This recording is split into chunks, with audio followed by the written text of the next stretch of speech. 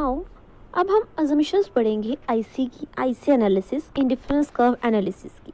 First, consumer क्या है? Rational है, विवेकशील है, समझदार है, नेटिजन्स के रिगार्डिंग रैशनल है। देन नेक्स्ट क्या है? ऑर्डिनल। अभी हमने डिस्कस किया था ऑर्डिनल यूटिलिटी हम मानकर चल रहे हैं। फंडामेंटल अप्रोच है इंडिफरेंस कर्व की यही कि जो यूटिलिटी है वो ऑर्डिनल नंबर में ऑर्डिनल रहेगी।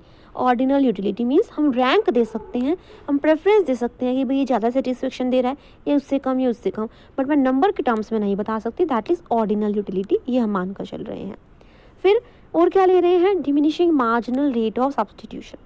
Diminishing marginal rate of substitution मानकर चल रहे हैं।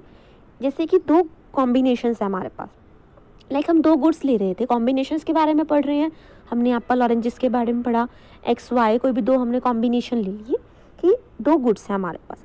अब अगर मैं एक गुड की क्वांटिटी को बढ़ा रही हूँ तो दूसरी की क्वांटिटी को कम मुझे करना ही होगा। अगर मैं चाहती हूँ एक यूनिट मेरे पास बढ़ जाए तो मुझे दूसरी कमोडिटी के कुछ यूनिट्स को सेक्रीफाइस करना होगा। इसमें हमने क्या माना है कि अगर मैं एक यूनिट को बढ़ाती हूँ तो जो दूसरा गुड है उसकी यूनिट्स को स्टार्टिंग में हम क्या करते हैं, कुछ ज़्यादा रिलीज़ करते हैं उसकी यूनिट्स को।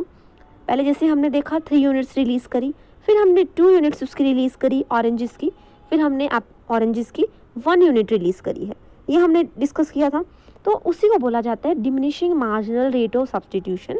मीन्स अगर मैं एक यूनिट को सब्सटीट्यूट कर रही हूँ दूसरे की जगह तो वो डिमिनिशिंग रेट पे करूँगी। क्या होता है diminishing marginal rate of substitution? Means जैसे जैसे मैं दूसरी यूनिट को दूसरी कमोडिटी को सब्सटीट्यूट करती हूँ एक की जगह, तो उसकी मैं पहले से कुछ कम यूनिट सेक्रीफाइस करने लगूंगी, बिकॉज इसमें भी डिमिनिशिंग मार्जिनल यूटिलिटी काम करता है।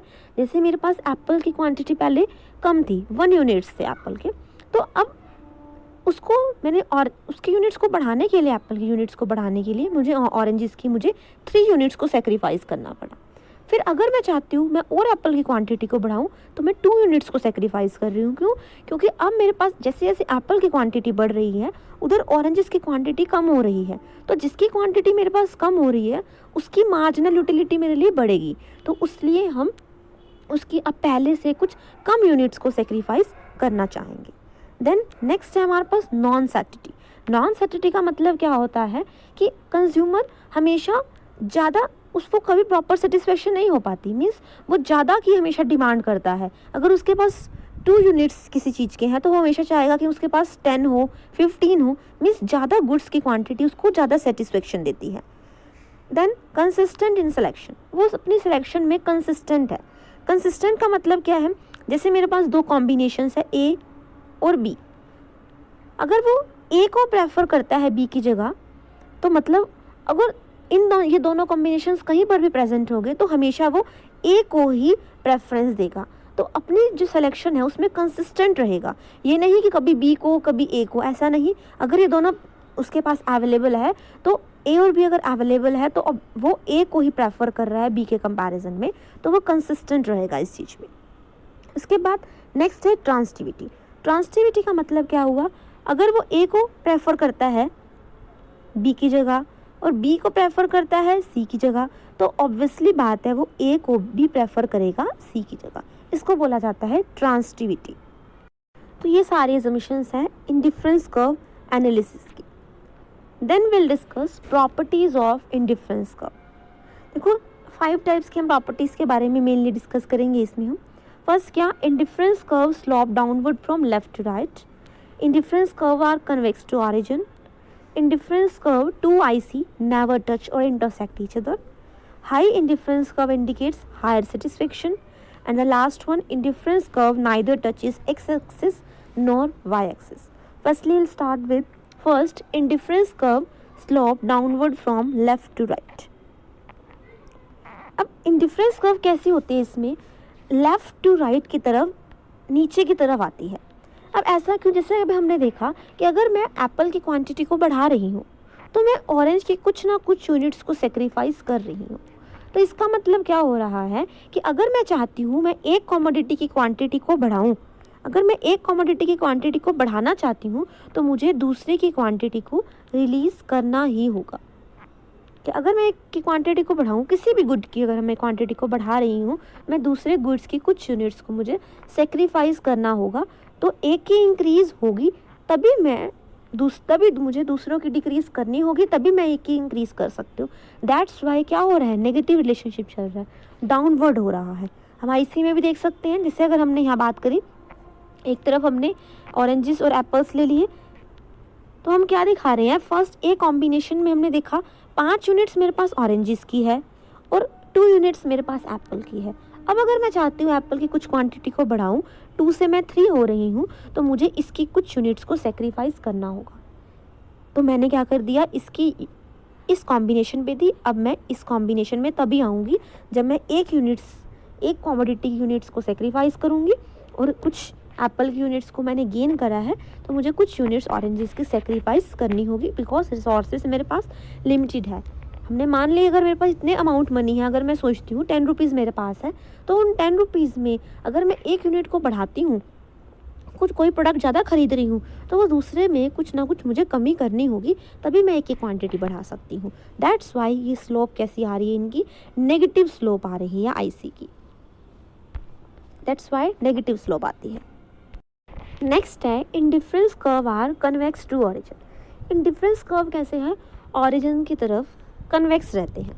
अब इसका रीज़न क्या है, हमने देखा इंडिफरेंस कर्व कन्वेक्स हो रहा है, ऐसे बन रहा है, अभी डिस्कस किया। अब इसका रीज़न क्या है, अभी हमने जब हम शेड्यूल देख रहे थे, हमने ये देखा था कि अगर हम एक की क्वांटिटी को बढ़ा रहे हैं तो दूसरे की क्वांटिटी हमको कम करनी पड़ रही है। क्यों, उससे क्या हो गया था, हमारी स्लोप कैसी बनती है, डाउनवर्ड बनती है। अब ये कन्वेक्स बन रही है, तो जब कन्वेक्स हो रही है ऑरिजिन की तरफ, तो इसका रीज़न क्या है, क्यों ऐसा होता है, कन्वेक्स कब बनती है, जब क्या हो, diminishing marginal rate of substitution. अब diminishing marginal rate of substitution का मतलब क्या हुआ कि जैसे इनिशियली हमने देखा कि अगर मैं एक तरफ गुड वाई ले रही हूँ और एक तरफ गुड एक्स की बात कर रही हूँ, एक कॉम्बिनेशन पे हमने देखा कि 6 यूनिट्स मेरे पास गुड वाई की है और एक तरफ गुड एक्स की 2 यूनिट्स मेरे पास है। तो इसका मतलब 6 यूनिट्स गुड एक्स की और 2 यूनिट्स गुड एक्स की और 6 यूनिट्स गुड वाई की, ये मेरे पास ए कॉम्बिनेशन बन गया। अब नेक्स्ट जब मैं दूसरे कॉम्बिनेशन पे देख रही हूँ, बी कॉम्बिनेशन पे, तो हमने क्या देखा कि अगर मैं एक्स की क्वांटिटी को बढ़ा रही हूँ, 2 से 3 कर रही हूँ, तो मुझे कुछ यूनिट सेक्रीफाइस करनी पड़ रही है, किसकी, गुड वाई की। जैसे 6 से मैं 4.5 पे आ गई, तो मैं बी कॉम्बिनेशन पे आई और इसकी मेरे पास 3 यूनिट्स हो रही हैं। तो इसमें हम क्या देख रहे हैं कि अगर मैं ए कॉम्बिनेशन से बी पे आ रही हूँ, एक्स की क्वांटिटी को बढ़ा रही हूँ, तो मुझे वाई की कुछ क्वांटिटी कम करनी पड़ रही है। तो हमने क्या देखा, जब कितनी हमने क्वांटिटी इंक्रीज कितनी करी, चेंज कितना हुआ, कैसे देखते हैं, कितना चेंज इन लॉस अपॉन में चेंज गेन, ये फॉर्मूला होता है हमारे पास, मतलब कितना लॉस हो रहा है और कितना गेन हो रहा है। तो इस केस में हमारा गेन कितना हो रहा है, गेन किस चीज़ में हो रहा है, एक्स में गेन हो रहा है। तो चेंज इन एक्स एक्सिस में कितना गेन हो रहा है, 2 से 3 पे आ रही हूँ, 1 का गेन हो रहा है, 6 से 4.5 पे आ रही हूँ, तो कितना लॉस कितना हो रहा है, 1.5 का। तो 1.5 का लॉस हो रहा है 1 यूनिट्स को लेने के लिए। तो ये क्या बन जाता है, मेरी स्लोप है। आईसी की स्लोप क्या होती है, marginal rate of substitution, diminishing marginal rate of substitution, ये होगी इसके अंदर। अब मार्जिनल रेट ऑफ सब्स्टिट्यूशन का फॉर्मूला क्या होता है कि कितना परसेंट मीन्स चेंज कितना आ रहा है वाई एक्सिस में कितना चेंज आ रहा है अपॉन में एक्स एक्सिस में कितना चेंज आ रहा है, मीन्स लॉस कितना हो रहा है और यहाँ पर गेन कितना हो रहा है। गेन हमने देखा एक्स एक्सिस में, गुड एक्स में 2 से हम 3 पे जा रहे हैं, तो कितना हमको गेन हो रहा है, 1 यूनिट का, 1 का गेन।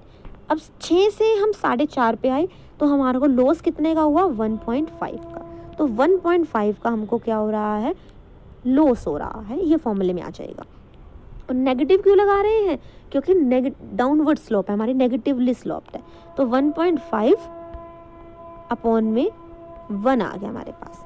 देन नेक्स्ट में अब मैं अगर बी कॉम्बिनेशन से सी पे जा रही हूँ, जब मैं बी से सी पे जा रही हूँ, बी पे हमने देखा 4.5 है वाई यूनिट और एक्स यूनिट कितनी है, 3।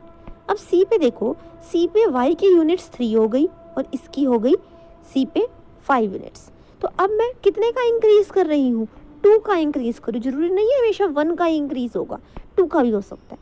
तो हमने देखा 2 का अगर मैं इंक्रीज कर रही हूँ, गेन किधर आएगा, डिनोमिनेटर में 2 का गेन हो रहा है। लॉस कितने का हो रहा है, 4.5 से मैं 2.5 पे आ रही हूँ, सॉरी 4.5 से मैं सी कॉम्बिनेशन 3 पे आ रही हूँ। तो लॉस कितने का हुआ, 1.5 का लॉस हुआ।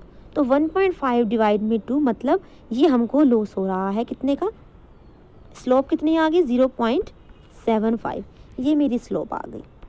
देन उसके बाद हमने देखा जब मैं सी से डी पे गई तो 2 का मुझे गेन हुआ, 5 से मैं 7 पे आ गई, 2 का गेन हो रहा है। 3 से 2.5 का मेरे को लॉस, मतलब 0.5 का मेरे को लॉस हो रहा है। तो लॉस अपॉन में गेन मैंने देखा कितना हो गया, 0.25। तो हम क्या देख रहे हैं कि पहले तो मैं यहाँ पर मेरी स्लोप क्या हो रही है, लगातार कम हो रही है। देखो पहले -1.5, फिर 0.75, फिर -0.25 होगी, कितनी होगी, कम होती जा रही है। तो इसका मतलब क्या हो रहा है, ये डिमिनिश हो रही है, मतलब हम कम सेक्रीफाइस करना चाह रहे हैं। पहले हम 3 यूनिट सेक्रीफाइस कर रहे थे, इसकी यूनिट्स में हमने क्या करा, पहले 1.5 यूनिट्स को सेक्रीफाइस करा, फिर 1.5 का, फिर 0.5 का हमने सेक्रीफाइस करा। धीरे धीरे हम कम सेक्रीफाइस कर रहे हैं। यही रीज़न है कि हमारी जो आईसी है वो कन्वेक्स टू ऑरिजिन बनती है। स्लोप देखो हमारा क्या आ रहा है, पहले से कम, कुछ कम आ रहा है। देखो ए से हम बी पे आए, ये डिफरेंस दिख रहा है हमारे को, ये ज़्यादा है। फिर हमने देखा बी से सी पे आ रहे हैं, उससे कम, फिर सी से डी पे। इसका मतलब क्या हो रहा है, धीरे धीरे हम कम सेक्रीफाइस करना चाह रहे हैं उस यूनिट के लिए। तो ये रीज़न होता है कि हमारा आईसी जो है कन्वेक्स बनती है ओरिजिन से। देन हम नेक्स्ट बात करते हैं, indifference curve can't intersect each other. Indifference curve, दो इंडिफरेंस कर्व आपस में एक दूसरे को कट नहीं कर सकती। जैसा कि क्यों नहीं कर सकती, अब इस केस में हमने दो इंडिफरेंस कर्व बना रखे, एक IC1 एक IC2। हमने अभी क्या देखा, एक कर्व के ऊपर जितने भी हमारे कॉम्बिनेशंस बनेंगे वो हमको क्या देते हैं, इक्वल लेवल ऑफ सेटिस्फेक्शन देते हैं। तो अगर मैं IC1 के ऊपर ध्यान दूँ, IC1 पे देखूँ तो मेरे दो कॉम्बिनेशन बन रहे हैं, एक ये IC1 है, तो एक कॉम्बिनेशन बन रहा है A, एक बन रहा है C। तो इसका मतलब चाहे मैं A लूँ चाहे मैं C लूँ, कॉम्बिनेशन दोनों मुझे सेम लेवल ऑफ सेटिस्फेक्शन देंगे। अब एक कर दे रखी IC2 पे भी दो कॉम्बिनेशन बन रहे हैं। देखो ये IC2, एक कौन सा बन रहा है A और एक कौन सा बन रहा है B। तो इसका मतलब A और B भी बराबर है, A और C भी बराबर है। जब A और C बराबर, A C के बराबर है, A B के बराबर है, तो इसका मतलब क्या है, हमारा B और C भी तो बराबर होने चाहिए। तो इसमें देखते हैं B और C क्या बराबर है या नहीं।